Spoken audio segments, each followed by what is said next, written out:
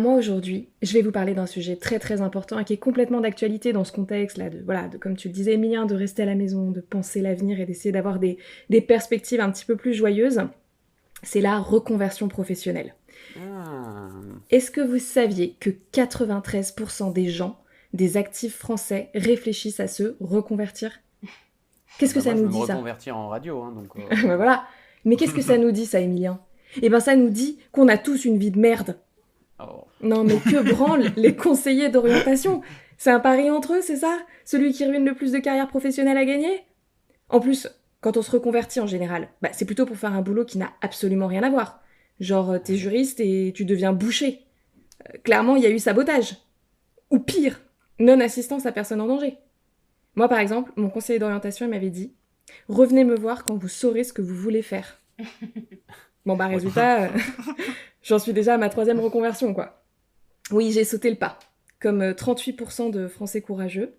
Alors je parle pas de cette reconversion très récente où tout le monde est devenu épidémiologiste en téléconsultation sur les réseaux sociaux. Non, Évidemment.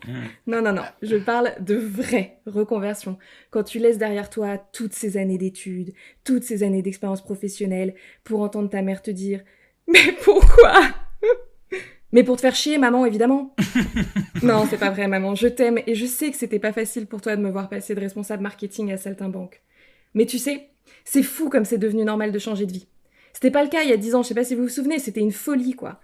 On te parlait de trous dans ton CV. Moi, j'avais la phobie du trou dans mon CV. Ah mon Dieu, mais comment je vais expliquer ce trou dans mon CV du 16 mars au 24 juin 2009?